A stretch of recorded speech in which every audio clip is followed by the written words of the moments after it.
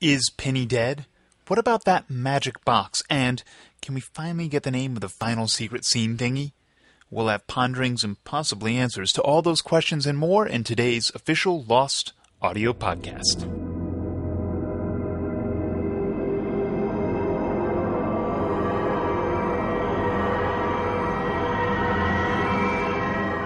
Hello, everyone, and welcome back to the podcast. We're here with executive producers Damon Lindelof and Carlton Cuse today to rehash whatever happened, and give you a few hints on our upcoming episode, Dead is Dead, which airs Wednesday, April 8th from 9 till 10:02 p.m. Note the 02. We'll, of course, also have fan questions and, as promised, the answer to our final secret scene thingy contest. Remember, you can always submit your questions, comments, and concerns at blogs.abc.com/asklost. Here now are Damon and Carlton.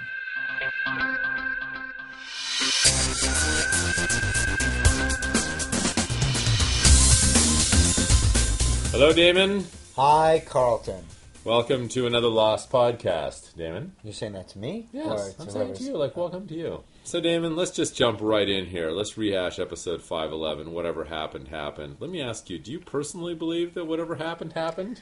In my own personal estimation, yes. I am a firm believer in the sort of closed-loop time travel storytelling of things like 12 Monkeys and Le Jeté, the idea that whatever happened, happened, so that if, for example, if Saeed shot Ben, he always shot Ben. So if someone sees that photograph of the Dharma inductees, they were always in the Dharma Initiative, they just hadn't experienced it yet. So I think that were I one of the characters in the Miles Hurley conversation in that episode, I was definitely Miles. You're on the Miles side. What about you? I like to think that, free will exists and that maybe it's possible to change the future, and that maybe, like Saeed, I believe that it's kind of incumbent on the characters to take some actions to attempt to change the future. So, like, if you have young Ben, he's going to grow up to be an evil guy, I say shoot him. So, basically, I'm like Jack, who basically says, I'm going to wash dishes and make sandwiches for the rest of the season because there's nothing that I can do that is going to change the way things work out, which is sort of a very Lockean principle. But you're like Kate, yes, who's basically saying, it is incumbent upon us to save Ben. That is what we must do. I feel like Kate a lot, actually, today. And you look like Kate. What makeup are you wearing right now? Well, it's a proprietary product. Okay. But I feel like climbing a tree and picking a mango. Your coloring is very... Is that what... Oh, Kate used to do that all the time back in season 1. That was awesome. She's like the best. I will say this. I do not believe that there's a better actor in television at climbing trees and picking mangoes than Evangeline Lilly. That is quite a challenge, and I'm sure ABC would be happy to sponsor any challenger. That's right. To the Great American Tree Climb Mango Pick-Off, starring Evangeline Lilly. Just name next them. fall on exactly. ABC. Who out there? I see no one. I think that mentalist guy could probably shimmy up a tree pretty fast. No way. No. All right. He could think his way up a tree. That's good. I do feel like, as a segue into the pre-hashing of the following episode, obviously at the end, we haven't seen John Locke or Benjamin, or certainly John Locke in about 4 episodes now. We did see Ben a couple episodes ago in Namaste get hit in the head with an oar. Yeah. It now feels like we've caught up there. We realize that Lapidus and Son left on an outrigger for the island. We know they ran into Christian Shepherd there, but Ben is now in the infirmary. Locke is basically sitting by him expectantly, and Ben wakes up and Locke says, "Welcome back to the land of the living." So am I safe in assuming, Carlton, that we will be continuing that story in next week's episode? You were very safe in assuming that, and I think I would just categorize it in the "it's about time" category. I mean, I personally am anxious to find out what is up with Locke and learn a little bit more about how this dude is alive in the sort of present-day island time.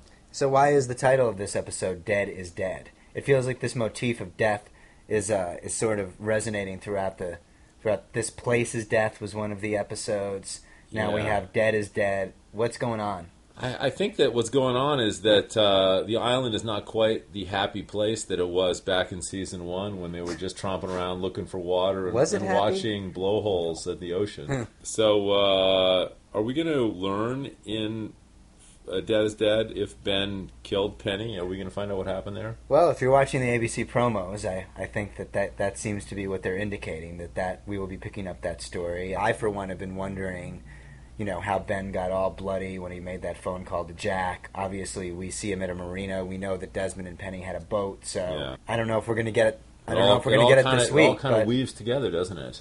I don't trust the weave on that bag. Not one bit. But now I think it's time for questions. By the way, for those of you who've tuned in just to find out what we're going to name the final scene of the finale, stay tuned. Yeah, we're going to announce the winner of the final scene naming contest, but we're going to do it at the end of questions, because otherwise you might not pay any attention to this podcast. Yeah. America voted, and all we will say is over 75 million votes came in. It blew away American Idol. It's unbelievable. Yeah. The computers were crashed. Disney's servers all over the world were seized up with votes, and but we've managed to tally the results, and we have them for you. It was close, and we'll give you those results after these questions. Okay. So, Chris, time for some questions? Time for questions. You go first, Carlton. I'm so excited to go first because I love this question. This is from Dan Ellis in Fort Wayne, Indiana. In the episode, and here's a guy who's paying attention, okay? Okay, break it down for me, Dan. In the episode He's Our You, Saeed exits a building in Russia that has a sign on it in Russian, which apparently translates to Oldham Pharmaceuticals. Okay? Okay, I'm with you. Now, you think that's enough, but no. This is an anagram for Ralph Macchio Mall's cast. Wow. I can't believe. Is this a clue about something apocalyptic that's going to happen at the conclusion of the show? Is the Karate Kid going to come to the island somehow and make our losties regret their transgressions? I will answer that question in 3 words, Carlton. Sweep the leg. That is all I will say.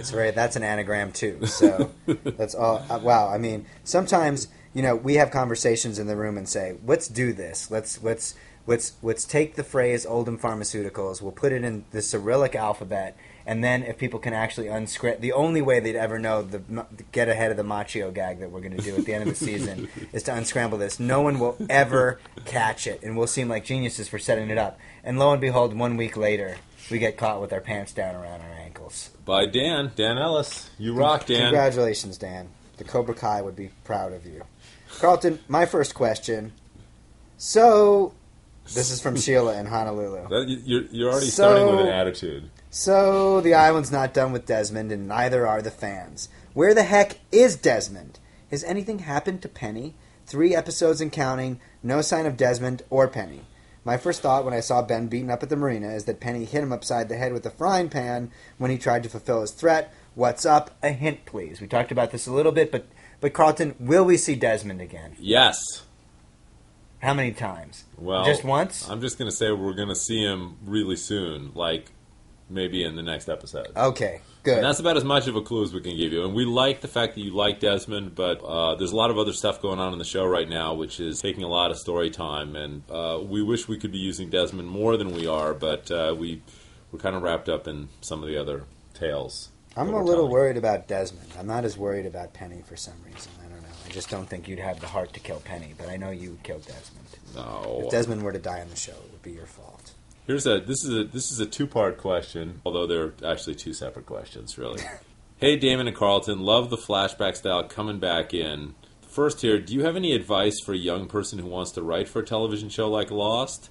And Oldham, with his patchwork tent complete with the Jacob lamp, He's Our You. Was there a man in his tent? It appeared so. Let's answer the second part first. There was nobody in the tent with Oldham. And I don't know what a Jacob lamp is. One would assume that it, like in the story of Aladdin, if you rub the Jacob lamp, Jacob comes out of the lamp and grants you 3 wishes. We should sell those. We should. I'll get right on that. And then the first question, how do you become a television writer? Who knows? Like, the writers on our show actually have vastly different backgrounds, which we love. I think it makes the show feel a lot more well-rounded than it would if we were all comic book geeks. In terms of, you and I were talking at lunch today about this 10,000-hour rule in this book that we're reading called Outliers, which basically is, you take somebody who is who may or may not have a talent when they're born, but the advantage that they have over everybody else is that they get practice, like how Bill Gates had like 10,000 hours of programming code, or or Michael Jordan had 10,000 hours of shooting hoops. So for us, we watched 10,000 hours of television before we turned like 16 years old. And also had a penchant for writing. I Yeah. mean, I think that's the thing. I mean, I think you have to also be writing all the time and get a mastery of that craft as well. And we were, but we've kind of remarked that we thought we were sort of wasting away our youths by watching a lot of television shows, but ultimately it bore some fruit. Right. So if you're like watching your 9th hour of television in a day, and your mom or dad basically says to you, "You're wasting your life," you can say, Listen to the podcast. You can just say, come over here and listen to this podcast. You can say, "Carlton Cuse told me to do this." That's what you say, and his phone number is No. Okay. Okay. Thank Hey, Damien and Carlton. I was just sitting around one day, writes Jordan Friesen from Meade, Kansas. You don't see me messing up your name, Jordan. Bored out of my mind, started thinking about Lost like I usually do, and I remembered the magic box way back in Season 3, The Man from Tallahassee. Then in the Season 4 finale, There's No Place Like Home, Parts 2 and 3, Locke asks Ben if the orchid is the magic box, and Ben says it's not. All in capitals, so that's why I'm reading it this way. Are we ever going to learn about the magic box, Carlton? Or is the magic box really just Rice Krispie treats, and all that happens is it goes snap, crackle, pop, and pops out John Locke's dad? Obsessed with the show, love the podcast. What up with the box? Carlton? Wow. Well, I like the Rice Krispie metaphor. That's pretty good. We have not forgotten about the magic box. Let us just say that. In fact, you just reminded us. So Exactly. Let us put that on our list. Well, that'll be our Season 6 checklist. Put that right next Jesse, to Where is Claire? And Pallet Drop. Pallet Drop. And who are those damn skeletons? Who are the skeletons? What happened to Zach and Emma?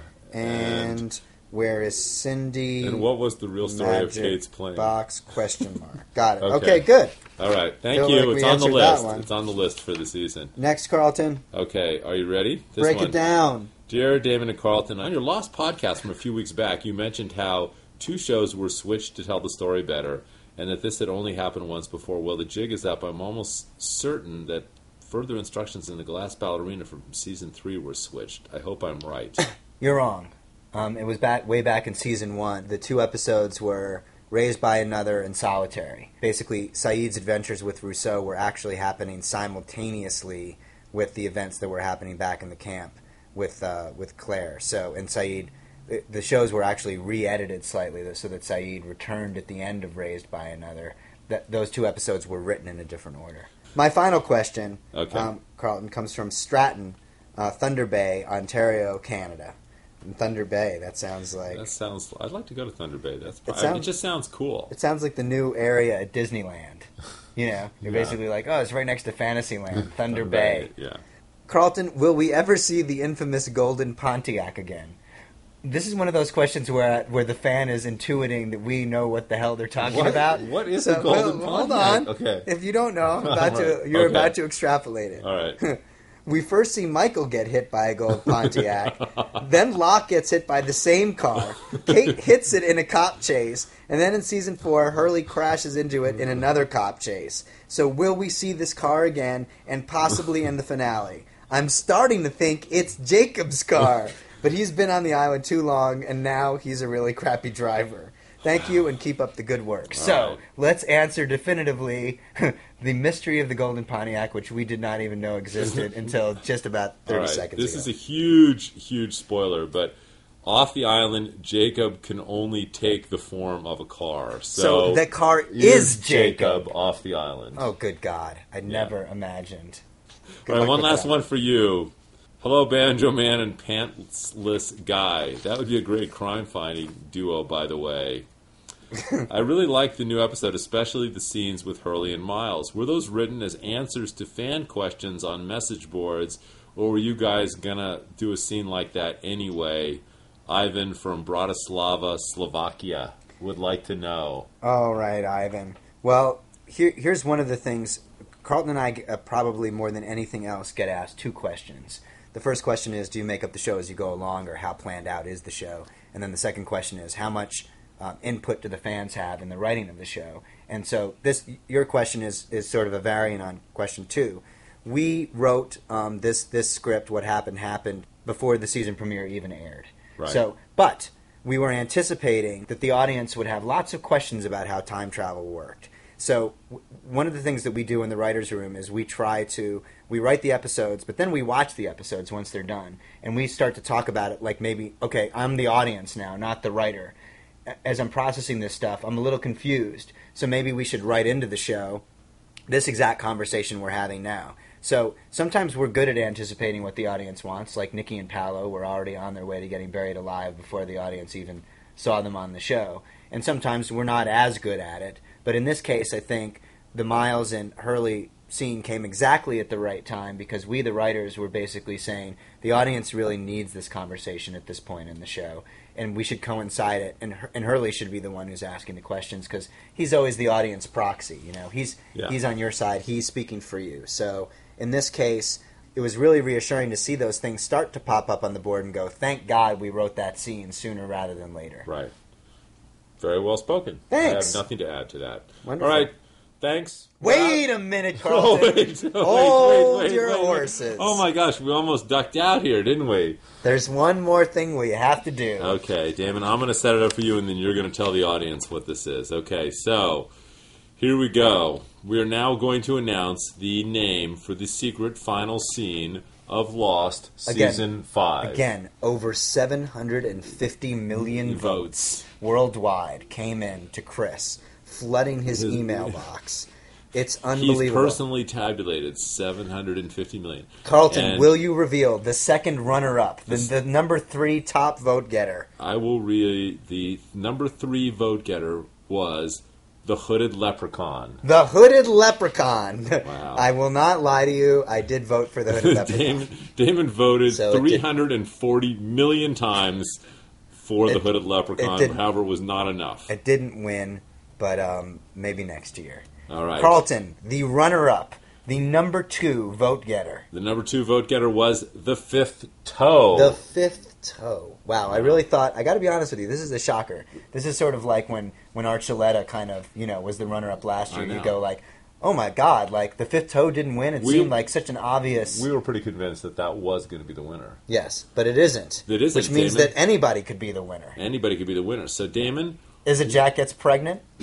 No. It's not? That got out of 750 million votes, that got 1 vote. Wow. So that was you. that was me too. Right. All right. So, Damon, please tell the audience what the name of the final mysterious scene for Season 5 of Lost will be. I will tell you, but I will first preface it by saying, kids at home, do not attempt to do this. This is not something you should ever attempt to do under any... We are not condoning this behavior. However, the final scene of the Lost Season 5 finale, which is very secretive and only known to the actors who appeared in the scene, will henceforth be known as the Fork in the Outlet. Thank you to Spindrift Beck from Dallas, Texas. Wow, what a name. Do you think that's really his name, Spindrift? Like, do you think he gets called Spin or Drifty?